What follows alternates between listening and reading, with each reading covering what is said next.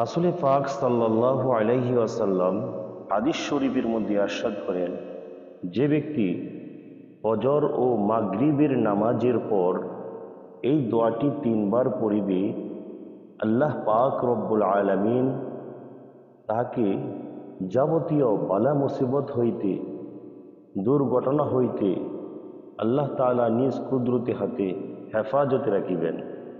আসুন আমরা সেই দোয়াটি পড়ার চেষ্টা করি।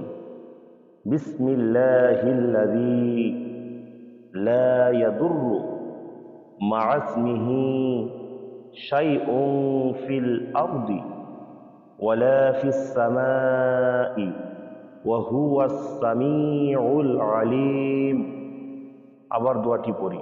বিসমিল্লাহিল্লাযী লা ইয়াদুররু মা ইসমিহি শাইউন